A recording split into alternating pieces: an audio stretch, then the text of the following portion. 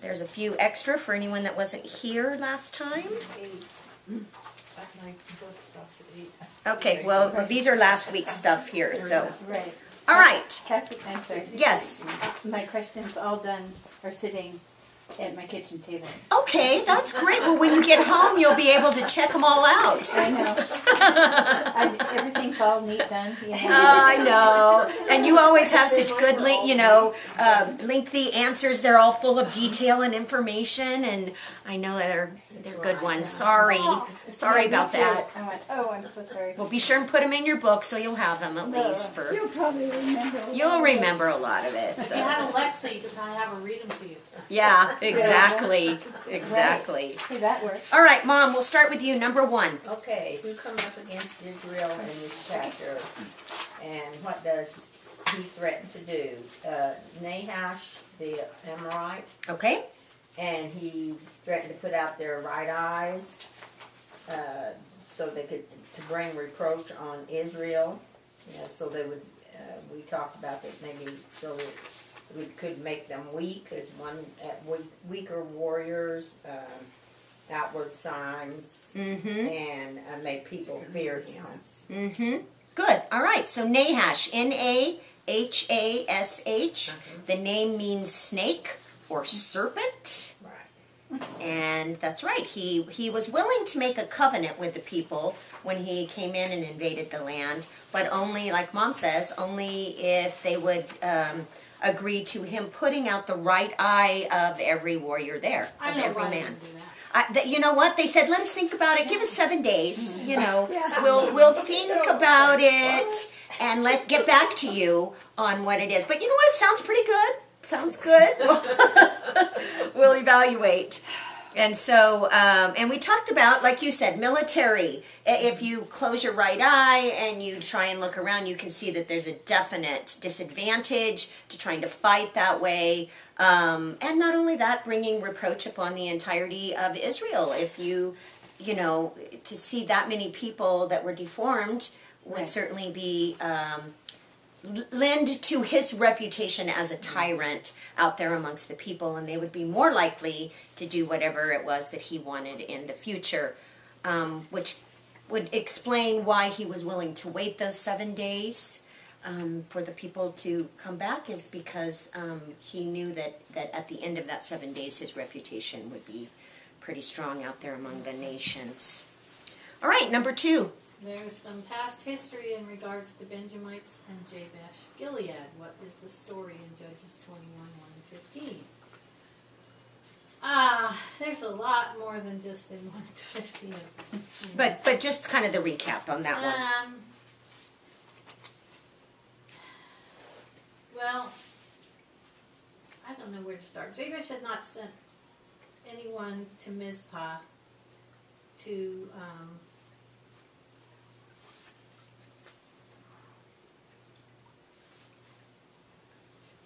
I can't remember. I just know that the Benjamites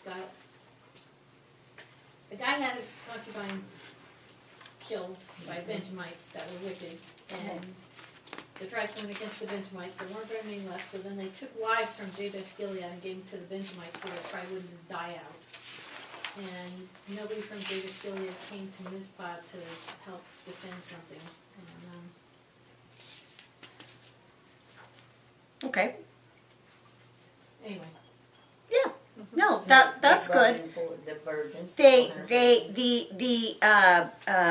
Benjamites had not come in to assist when they should have come in to assist, and so they went in and they not the Benjamites. No, they were the bad guys. The Jabesh Gilead. The Jabesh Gilead people had not come in to help, and so they went in and they wiped the area out. For the point for our story, like Marianne says, it is a long story, but the point for our story is they found 300 virgins, 400 virgins in the tribe that they gave to the Benjamites. Okay, so then there was a linkage of the Benjamites and the virgins from Jabesh Gilead. So there's a familial unit there now. So there's more than just there's a deeper connection there between the Benjamites and the Jabesh Gilead people. Remember, who is Saul? A Benjamite, right? And so when he hears about this information happening in Jabesh Gilead, it's important to remember that not that long ago, there's this past history going on. So the tie and connection between them was deeper than what it might appear on the surface if you didn't know this story. So that's just kind of an interesting little point, and just another example of how when you don't know the whole story and you just get a glimpse of it, sometimes you don't really see those underlying connections, but generally you can find them in Scripture. There's all these tie-ins to all of these things, and so that's the one for that. Thanks a lot for giving me that one. Sorry about that. Sorry about that one. All right, let's go to the next one. Sherry, do you happen to remember what causes Saul to respond so forcefully? Well, you said he was a Benjamin. Okay, that is definitely true. The Spirit of the Lord came on. The Yeah, Spirit of the Lord came upon him, and what happened? He was filled with a righteous anger. And so that righteous anger, we talked about how you can be angry and not sin when there's a righteous cause. And so God expected Saul to do something here, and so that anger that came up was a righteous anger brought on by the Spirit of the Lord. It was directed at sin. It was a righteous anger because it was directed because of the sin, right? Because Am I because there was evil being done there, and The serpent was against his people, and- and he needed to protect them. Yep, absolutely, absolutely. Can I ask? Sure. Okay, the people at Jabesh Gilead put out in all points for help. Yes. The whole of Israel came to help. Okay. Okay, and then these guys did not go into battle?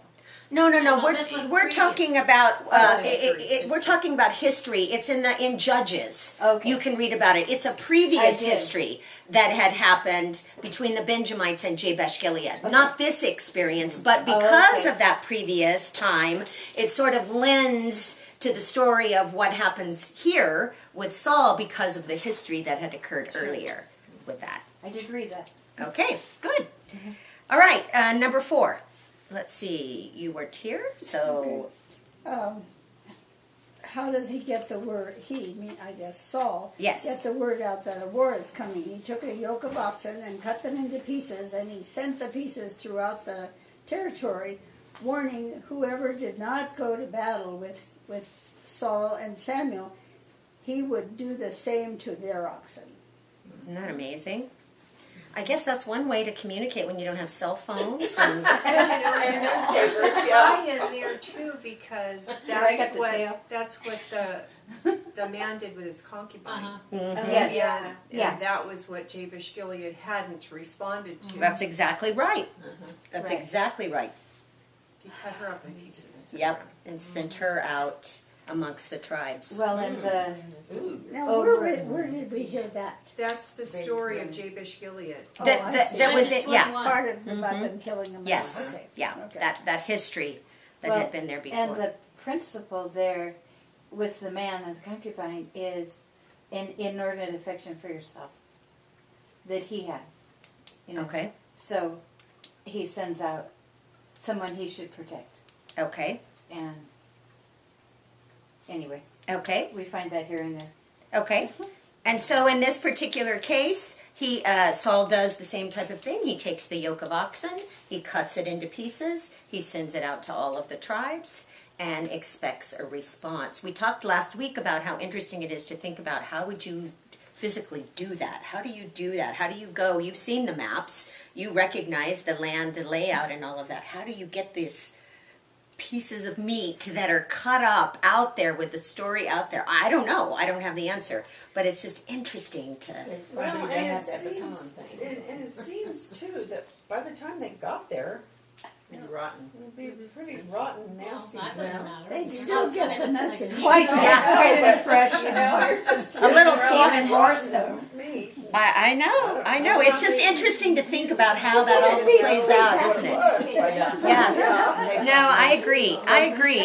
But whatever, however it right, happened and however he did it, it was quite effective because number 5.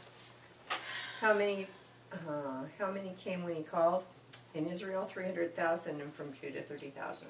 Okay. Isn't that where you changed the numbers? No. Oh, okay. that's No, what we- that is 300,000 came from Israel, 30,000 came from Judah. Remember, we talked last week, if you weren't here, you don't remember, but last week we discussed the fact that this shows pretty clearly that this was written at a later date. We already know that these events are not written about as right when they happened, but later on, because we know that the kingdom was divided. So the northern kingdom was called Israel, and then of course the southern kingdom of Judah and Benjamin was called Judah.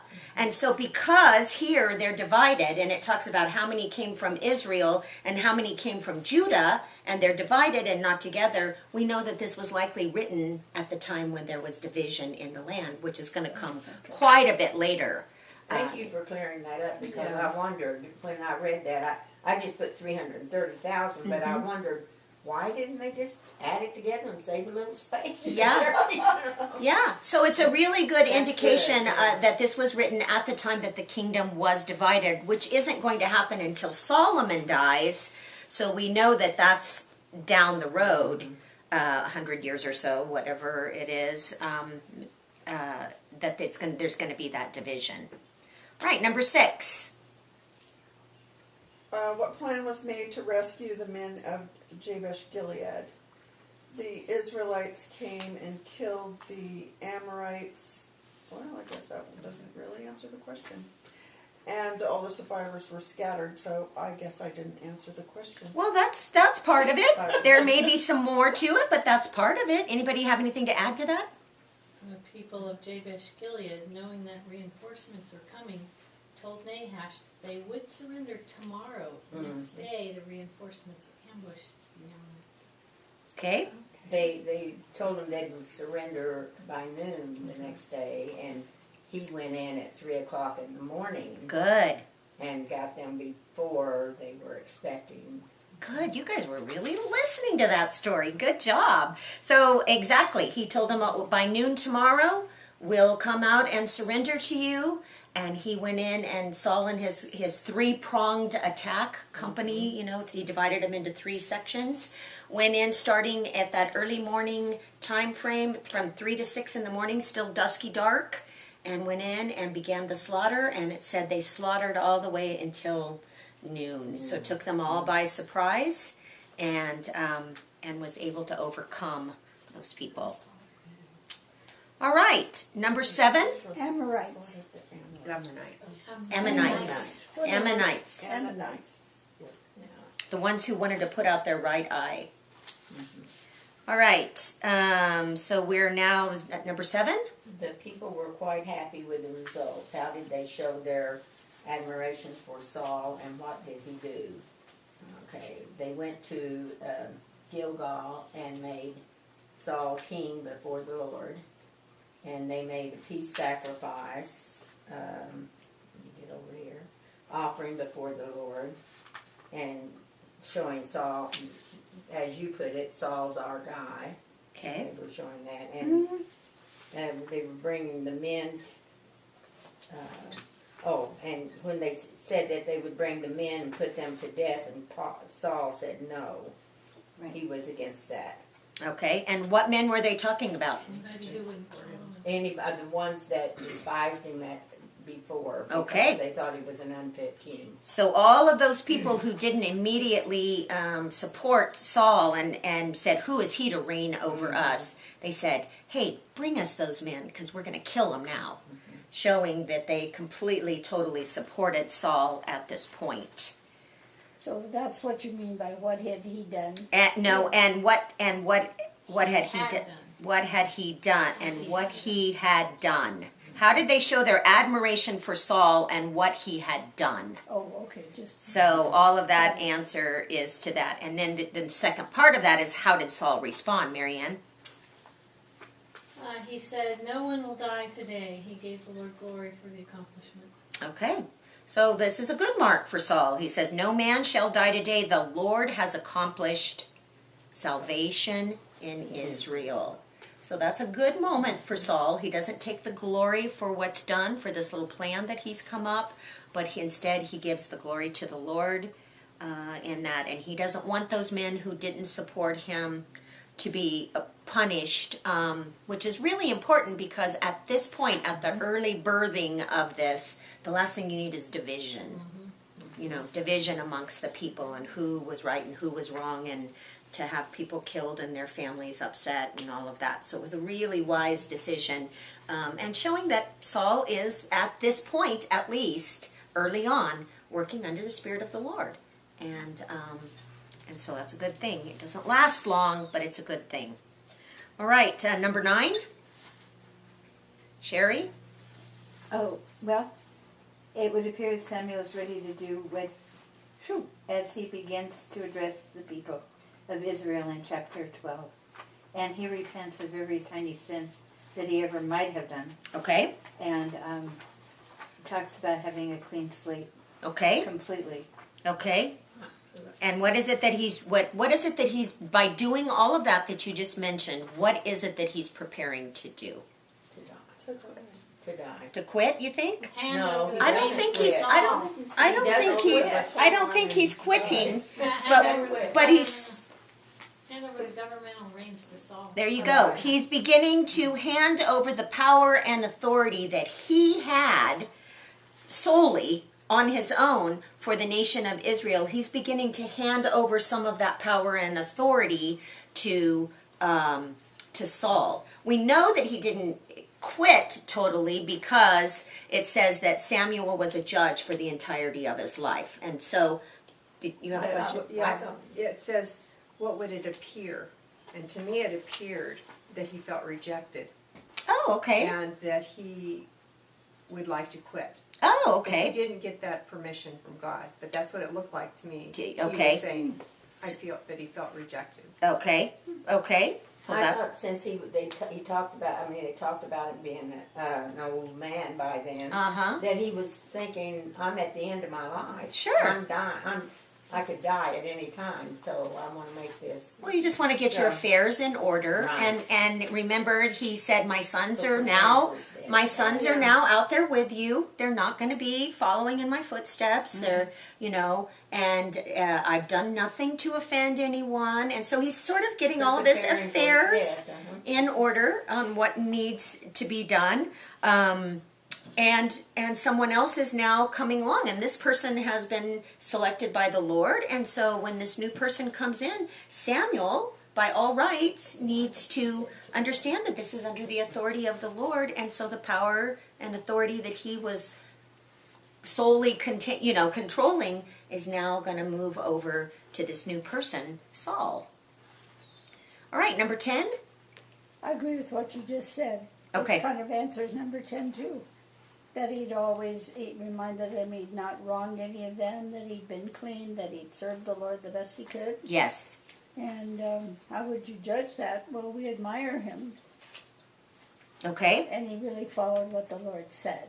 Okay. That's the part that would be so important, that whatever God told him, he did it. Okay.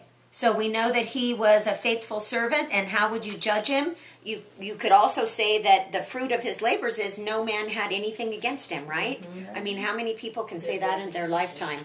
When they leave this world, say, no one has anything or any hard feelings against me. I've made everything right with everyone. That's not an easy thing to leave this world that way. Go ahead. Well, and he also pointed them in the direction of the Lord. Mm-hmm. You know, follow the Lord in Right. truth and with your And at heart. this point, where was the direction? What was the direction of the Lord at this point, right now? To Saul. To Saul, you know? And so he's making that transition easier also, as it should be.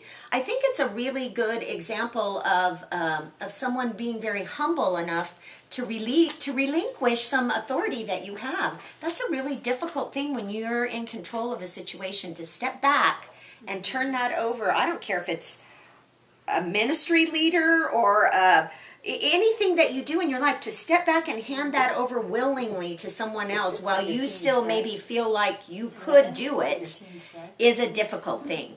So Samuel is doing all of that in the right way, and that's how we know that he had been a faithful servant. Yep, it's a hard thing. All right, number 11. But you can think of As he begins to go over the history of the people, it is obvious that the Lord God has saved them in the past. He's no need for a king. All right, so he goes over and tells them all the history of the people, and they did just fine, didn't they? Because God was their leader. God was in control. God saw everything that they needed as a nation and provided for them. So at that point, they didn't need a king. 12. Next, he tells the people that when they did need guidance, God provided them whom? Moses and Aaron? Okay, and there were some other people. Do you remember who they were? You don't have to remember their names, but do you remember? Priests and prophets. Judges. Oh, The prophets. The judges. These were specifically the judges that he had. And we talked a little bit about the fact that the judges were specific people appointed by God for specific times. They didn't necessarily rule and reign their entire lifetime like Samuel. In fact, they didn't rule and reign like Samuel did for their entire lifetime. But there was a period of time where God needed someone to come in and sort of bring the people back to where they needed to go, because this is the time period where every man was doing what was right in his own eyes, and God needed that to be reined in, and so he would send individuals, and we talked about a couple of them are named there, Gideon being one, and Samuel lists himself in there as one of them, and so they're people that God had appointed for specific times. So they didn't need a king when God was providing for them, and then when they did need some help, God also provided the judges. And now 13. Okay, now they have made a decision to ditch all of that tall, good-looking king. What command does God tell them in regards to following their choice of king? If they fear the Lord and will serve him and obey his voice, both them and their king, it would be good. Okay. But if they and their king does not obey God's hand will be against them. Okay. All right. So to serve the Lord with all your heart, to fear the Lord, consider all the great things he has done. I mean, all of those things. What's he telling them? Your focus still, just because that there's a man now involved in this, don't take your focus off the Lord. Don't take your eyes off of him. Consider and remember all the great things that he has done. I think it's interesting. I'm teaching through the feasts on Sunday mornings, and I think it's so interesting to remember that the importance of any event in God's program for the children of Israel was always remember. Remember what I've done. Remember and tell your children. Remember that the harvest is provided for you. Remember with your first fruits that it comes. Remember when you take the leaven out of the bread. Remember when, whatever it is that's going to happen in any event, it's always that don't forget what the Lord has done for you. And I was thinking about it and I thought, I think it's because that's what we all do. Mm-hmm.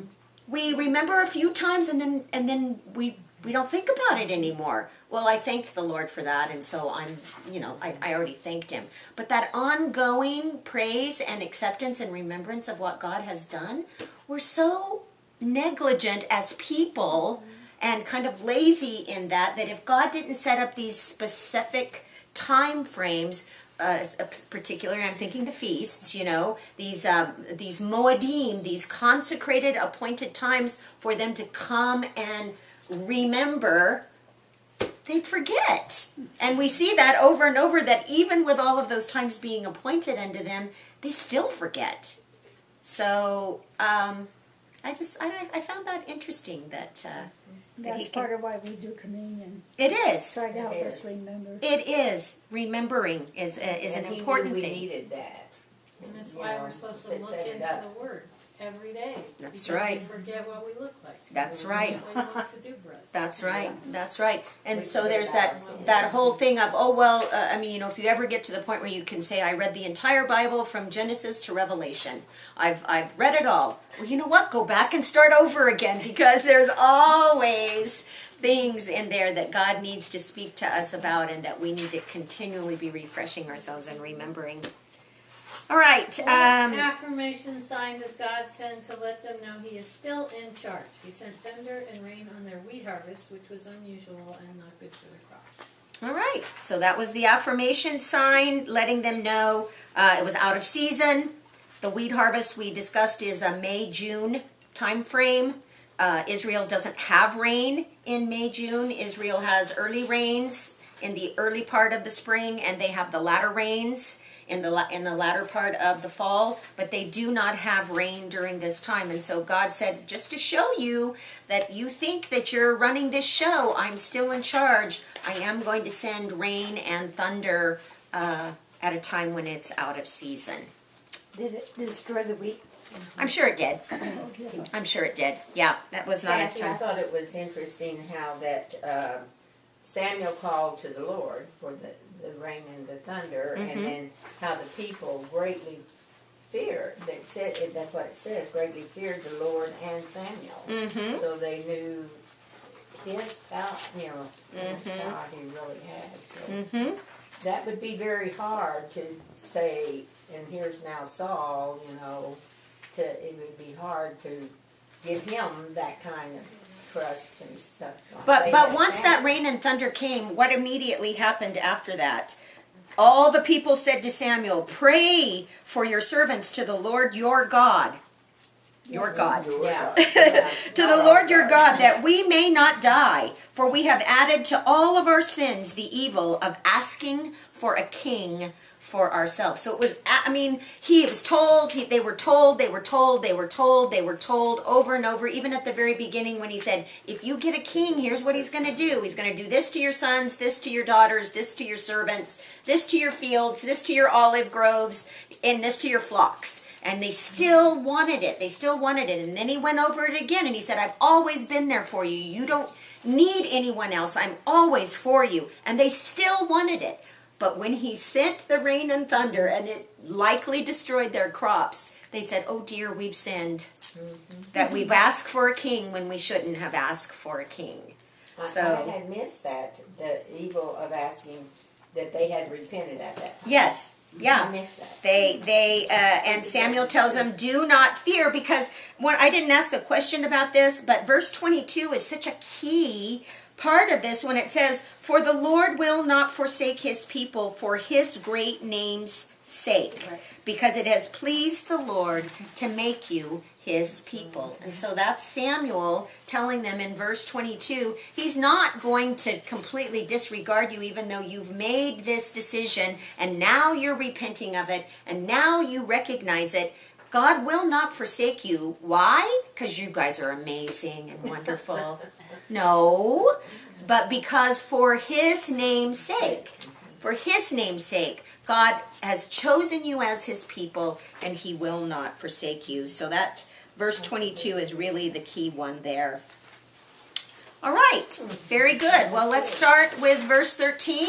When it comes to my turn to read, I'm going to skip. My eyes are a little blurry. Oh, okay. I don't know why. But